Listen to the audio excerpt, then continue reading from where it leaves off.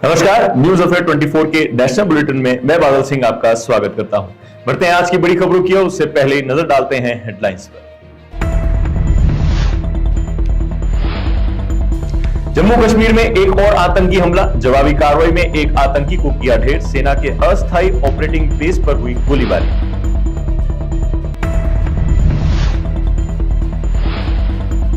पाकिस्तान का world cup जीतने का सपना अधूरा रहा, रन रेट में यूएसए से हुई पीछे, सुपर 8 में पहुंचना हुआ मुश्किल।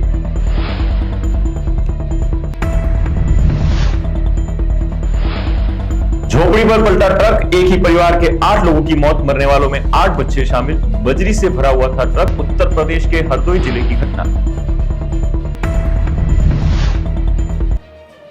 अब खबरें विस्तार से। खबर जम्मू कश्मीर से। जम्मू कश्मीर में रियासी और खटुआ के बाद अब आतंकियों ने डोडा क्षेत्र में हमला कर दिया है। ये 3 दिन में इस तरह का तीसरा हमला है। इस बार आतंकियों ने डोडा जिले में सेना के अस्थायी ऑपरेटिंग बेस पर गोलीबारी की। वहीं सेना की जवाबी कार्रवाई में एक आतंकवादी मारा गया, जबकि आतंकियों की गोली से एक नागरिक घायल हुआ है। हमले के बाद पुलिस और आतंकवादियों के बीच डोडा के छत्रकला में शुरू हुए एनकाउंटर में 6 सुरक्षा कर्मियों के घायल होने की खबर है। जम्मू के एडीजीपी आनंद जैन ने इस हमले को लेकर कहा, गोलीबारी में एक आतंकवादी मारा गया है और एक नागरिक घायल हुआ है, लेकिन अब इलाका खतरे से बाहर है। ऑपरेशन अब भी जारी है और वरिष्ठ अधिकारी मौके पर हैं। इधर डोडा के अलावा भी जम्मू के सांभा जिले के हीरानगर के सवाल इलाके में आतंकी हमला हुआ है। इसी में सुरक्षा बलों ने एक आतंकी को मारा। अगली खबर उड़ीसा से। उड़ीसा विधानसभा में भारतीय जनता पार्टी को बहुमत मिलने के बाद अब मुख्यमंत्री का ऐलान कर दिया गया है। सीएम के साथ 2 डिप्टी सीएम भी दिए गए हैं। मोहन चरण मांझी को उड़ीसा के नए सीएम के रूप में चुना गया है। भाजपा आला कमान ने रक्षा मंत्री राजनाथ सिंह और भूपेंद्र यादव को पर्यवेक्षक नियुक्त किया गया था। विधायक दल की बैठक के बाद मोहन चरण मांझी के नाम को मंजूरी दी गई है। भारतीय जनता पार्टी की ओर से उड़ीसा के लिए मुख्यमंत्री के साथ ही 2 उप मुख्यमंत्री का भी ऐलान किया गया है। इसमें पार्टी ने कनक वर्धन सिंह देव को डिप्टी सीएम बनाया। साथ ही राजस्थान की तरह राज्य को प्रवृत्ति परिदा के रूप में एक महिला उप मुख्यमंत्री भी मिली है। मोहन चरण मांझी उड़ीसा के 15वें मुख्यमंत्री शपथ लेंगे।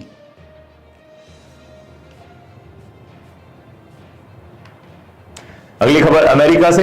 T20 वर्ल्ड कप चल रहा है, जिसमें रोजाना रोमांचक मैच हो रहे हैं, लेकिन इस T20 वर्ल्ड कप को जीतना पड़ोसी देश पाकिस्तान के लिए मुश्किल लग रहा है। इसके पीछे कारण है, कनाडा से हुए मैच में पाकिस्तान ने 7 विकेट से जीत तो दर्ज कर ली, लेकिन रन रेट नहीं सुधार सके। मैच में कप्तान बाबर आजम और मोहम्मद रिजवान ने पारी को संभाला। यह दोनों बल्लेबाजों के पास रन रेट में यूएसए से आगे निकलने का शानदार मौका था, लेकिन वे ऐसा करने में कामयाब नहीं हुए। अब जीत के बावजूद सुपर 8 में पहुंचने के लिए पाकिस्तान की उम्मीदें और भी कम हो चुकी हैं। अगर पाकिस्तान कनाडा के खिलाफ 14 ओवर्स में लक्ष्य को हासिल कर लेती है तो यूएसए को रन रेट में पछाड़ देती है, लेकिन 3 मैच खेलने के बावजूद पाकिस्तान रन रेट में यूएसए से पीछे है। सुपर 8 में पहुंचने के लिए पाकिस्तान को अगला मुकाबला बड़े अंतर से जीतना होगा। यूएसए की एक जीत पाकिस्तान का पत्ता साफ कर सकती है। बता दें कि पाकिस्तान 3 मैच में 2 बार हार चुकी है।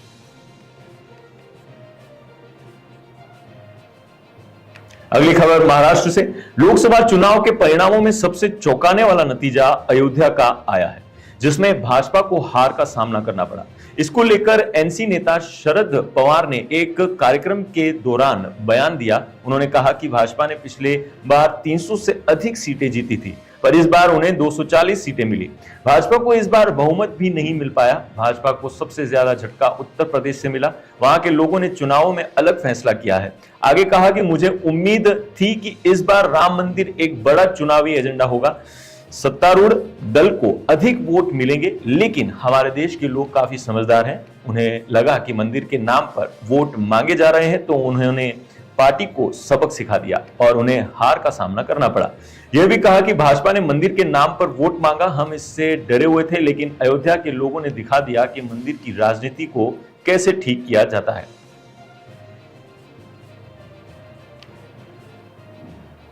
अगली खबर राजस्थान बूंदी से। राजस्थान में हिंडोली विधानसभा से कांग्रेस विधायक और पूर्व मंत्री अशोक चांदना और उनके साथ आए कार्यकर्ता और लोगों ने हिंडोली थाने के बाहर धरना दिया। धरने में सभी ने जमकर पुलिस प्रशासन के खिलाफ नारेबाजी की। प्रदर्शन कर रहे विधायक अशोक चांदना ने कहा कि हिंडोली और नैनवा क्षेत्र में पिछले कई दिनों से लूट की वारदातों हो रही है। थानों में किसी प्रकार की कोई सुनवाई नहीं हो रही है। विधायक होने के नाते मेरा फर्ज बनता है कि मैं आम जनता को न्याय दिलाऊं। इसी कड़ी में सांकेतिक धरना दिया और प्रशासन को अपना मांग पत्र सौंपा। 7 दिनों के भीतर अगर वारदातों का खुलासा नहीं हुआ तो बूंदी एसपी ऑफिस में ग्रामीणों के साथ उग्र प्रदर्शन किया जाएगा। जो धरना दिया है लूट के विरोध में क्या करें? देखिए, आज एक सांकेतिक धरना है। आज केवल हमारे जो नेता लोग हैं, सारे सरपंचगण, पूर्व सरपंचगण, कांग्रेस पार्टी के पदाधिकारीगण, उन्होंने ये जो बहुत ही एक दुर्घटना हमारे थाना में हुई है कि ई-मित्र चलाने वाले के 5 लाख लूट गए, पेट्रोल उसके ऊपर छिड़क दिया, मिर्चियां उसके भर दी।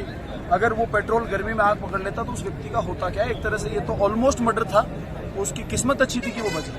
ऐसे अपराधियों को कैसे हौसले बढ़ रहे हैं? ट्रैक्टर ट्रॉलियां दिन दहाड़े चोरी हो रही हैं, घरों में चोरियां हो रही हैं, मर्डर हो रहे हैं। हमारे इस इलाके में, ये इलाका शांति प्रिय है। बड़ा नया गांव सतूर की तरफ सट्टा चल रहा है, खुला सट्टा चल रहा है। गोडरा के अंदर स्मैक का व्यापार हो रहा है, स्मैक खुली बिक रही है। नशा सट्टा हमारे इलाके में कैसे आ रहा है, ये तो कभी हमारे यहाँ का रिकॉर्ड ही नहीं है। तो हम इसके ऊपर समस्त कांग्रेस पार्टी के नेताजन जो हैं, इसको कतई सहन नहीं करेंगे। यदि इसके लिए ऊंची से ऊंची जगह पर भी जाकर हमको धरना प्रदर्शन करना पड़ा तो हम करेंगे। अगली खबर उत्तर प्रदेश से दिल दहला देने वाली घटना सामने आई है। यहां एक परिवार रात को अपनी झोपड़ी में सो रहा था कि उनके ऊपर बजरी से भरा ट्रक पलट गया। इसमें एक ही परिवार के 8 लोगों की मौत हो गई है। घटना प्रदेश के हरदोई जिले की है। मरने वालों में 2 पुरुष, 2 महिला और 4 बच्चे शामिल हैं। सभी एक ही परिवार के बताए जा रहे हैं। हादसे के बाद चीख पुकार मच गई। बताया जा रहा है कि ट्रक गंगा किनारे से बजरी खनन कर हरदोई की तरफ जा रहा था। अधिक बालू होने के कारण मोड़ पर ट्रक पलटा और झोपड़ी पर जा गिरा। मौके पर पहुंची पुलिस ने ट्रक के नीचे दबे लोगों को जेसीबी की मदद से बाहर निकाला, लेकिन तब तक एक बच्ची को छोड़कर सभी 8 लोगों की मौत हो चुकी थी। हादसे के बाद पूरे इलाके में कोहराम मचा हुआ है। रात में एक ट्रक कानपुर की तरफ से सफ़ेद बालू लाद कर हरदोई की ओर जा रहा था। यहाँ मल्लावा कस्बा है। यहाँ नियंत्रित होकर रात में करीब 1:30 बजे के आसपास पलटी है और सड़क के किनारे कुछ लोग सो रहे थे, जिसमें ट्रक पलटने के बाद 8 लोगों की डेथ हुई है और एक छोटी सी बच्ची घायल हुई है। अभी हम लोग घटनास्थल पे हैं, देख रहे हैं ये दुर्घटना कैसे हुई। जो डेड बॉडीज़ हैं उन्हें पोस्टमार्टम के लिए भेज दिया गया है। ट्रक का जो ड्राइवर है वो भी पकड़ा गया है और आगे की पूछताछ की जाएगी कि ये दुर्घटना कैसे हुई और कहाँ से कहाँ जा रहा था। जो प्रथम दृष्टया जानकारी मिली है वो यही है। रुक करते हैं नागौर की ओर। लोकसभा चुनाव में नागौर सीट से कांग्रेस छोड़कर भाजपा से आई ज्योति मिर्धा ने इंडिया गठबंधन से सांसद हनुमान बेनीवाल पर करारा प्रहार किया है। बीजेपी प्रत्याशी ज्योति मिर्धा ने हमला बोलते हुए कहा कि जितने भी अनशंट बयान दिए हैं वो कहते फिरते हैं कि हमने तो पार्टी बना ली है। मैं कहती हूं कि हनुमान बेनीवाल में अगर हिम्मत है तो अकेले चुनाव लड़कर दिखा दे। एक बार अकेले चुनाव लड़ा था, पता है ना, जमानत जब्त हुई थी। आप कभी कांग्रेस की बैसाखी लेकर आते हो तो कभी बीजेपी की बैसाखी लेकर आते हो। यह भी कहा कि नेताजी अपने घुटनों के बल चलकर बीजेपी में शामिल होने के लिए तैयार बैठे हैं। आज भी राजस्थान के मुख्यमंत्री भजन लाल शर्मा से चाह रहे हैं कि किसी तरह से कोई घाल मेल करके बीजेपी में घुस जाए। नेताजी यह जनता अब समझ चुकी है। जितने अनशंट बयान दिए, जितने अनशंट बयान दिए, कैसा हमने तो पार्टी बना ली और अगर हिम्मत है तो आकर के अकेले चुनाव लड़के दिखा रहे। तूने एक बार अकेले ने चुनाव लड़ा था, तेरी जमानत जब्त हुई थी, क्या फालतू कभी कांग्रेस की बैसाखियां लेकर के आते हो और कभी भारतीय जनता पार्टी की बैसाखियां लेकर के आते हो। और आज इतने लोगों के सामने बोल रही हूँ कि नेताजी घुटाले चल के भारतीय जनता पार्टी में शामिल होने के लिए तैयार बैठे हैं और आज भी मुख्यमंत्री जी से चाह रहे हैं कि किसी तरह घालमेल करके मैं बीजेपी में घुस जाऊं। ये जनता अब समझ चुकी है।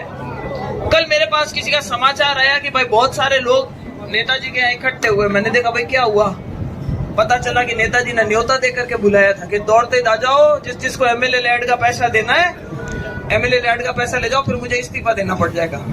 अरे बाबा, अगला ने गेला बनाया दिया, फोटो खींच के दियो, ए पीपलियों आया, अरे बेरातड़ू आया, अरे खेमसरू आया।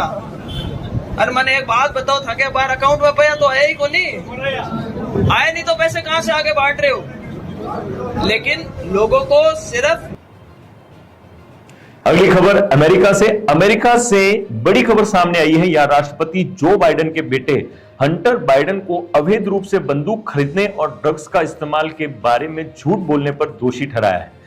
डेलावेयर के संघीय न्यायालय में 12 सदस्यीय जूरी ने हंटर को लाइसेंसधारी बंदूक विक्रेता से झूठ बोलने, आवेदन में यह झूठा दावा करने की वह ड्रग्स का इस्तेमाल नहीं करते और 11 दिनों तक अवैध रूप से बंदूक रखने का दोषी करार दिया।